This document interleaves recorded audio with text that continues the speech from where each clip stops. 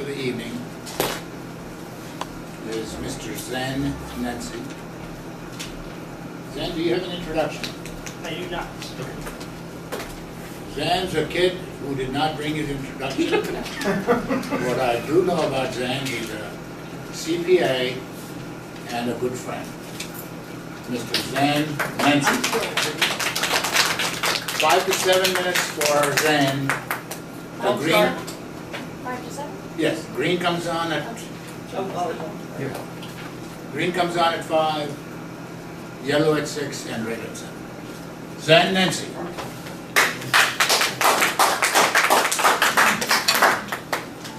Good evening, everyone. How's everyone doing tonight? Great. Great. Because I have to depress you now. I'm going to talk about taxes because it's my favorite subject, but nobody else's. And I'm going to introduce you tonight to the feckless couple, Elijah and Mary Harris, and their 13-year-old son, Michael.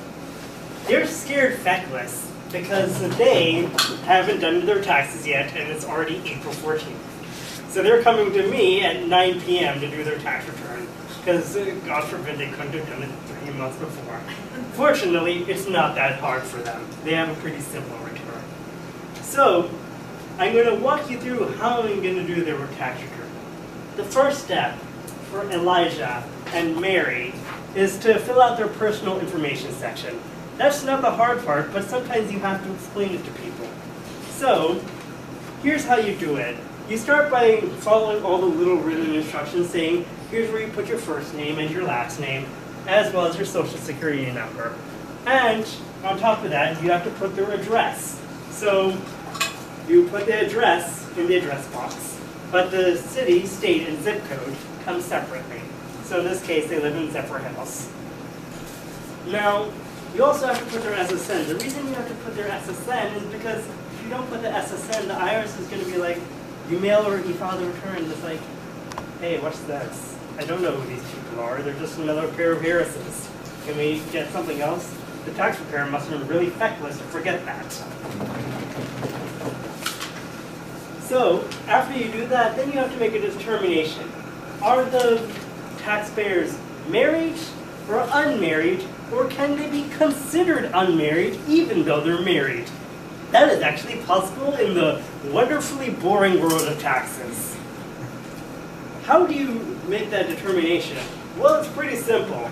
If you're married on the last day of the year, and you have a marriage certificate, and it's recognized by any government, anywhere across the world that the United States actually recognizes, you're married. It could be the government of Timbuktu. You bring a marriage certificate from Timbuktu, and you show it, hey, they're married.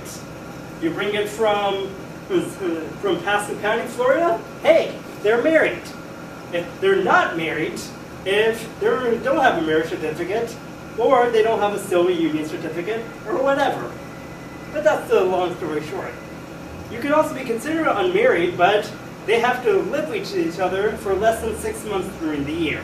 That doesn't apply to them. So, we're going to select a married filing status, and they have two choices. They can file jointly, or they can file separately. That's pretty simple, you would think, but they want to file jointly because they're very simple, feckless taxpayers. And then you talk about their son, Michael. They want to claim Michael on their tax return. How do they claim Michael? Well, first they have to meet a bunch of tests.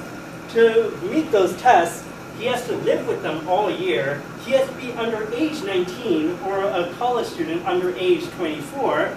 He cannot provide more than half of his own support, which means that mom and pop gotta pay the bills, not him. Mom and pop gotta make him eat, not him. And he can earn as much as he likes, they just can't spend it on his support. But that's a story for another day. Now, to fill out that part of the tax return, which is line 6C on the federal 1040, you just put in Michael's name, his social security number, his relationship to the taxpayer, and here's something that we'll get into a little bit later. We're going to qualify him for the child tax credit. So, let me show you how that's done.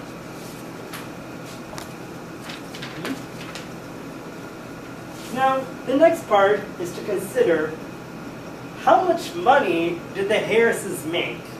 Thing is, only Elijah was working. His wife, Mary, is a homemaker. And now Sam is looking at me like I'm crazy. So, what do you do for them?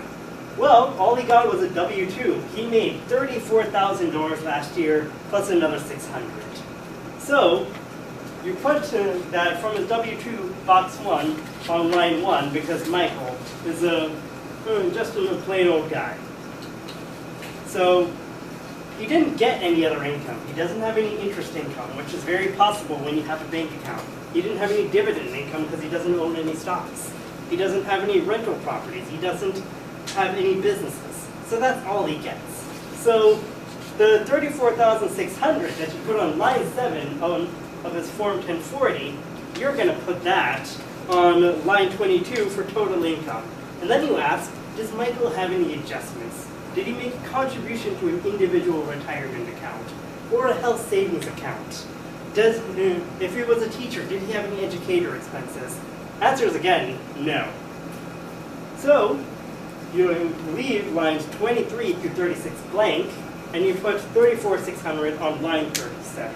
And that's when we get to adjusted gross income. Adjusted gross income is a very important number because it tells you how much can I deduct on certain expenses, do I qualify for certain credits, and so on and so forth. Now,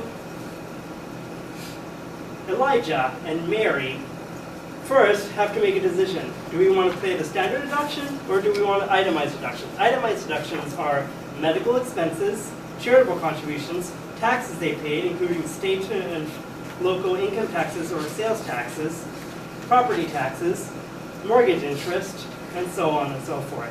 They don't have any of those. So instead, they're just going to use the standard deduction of $12,600.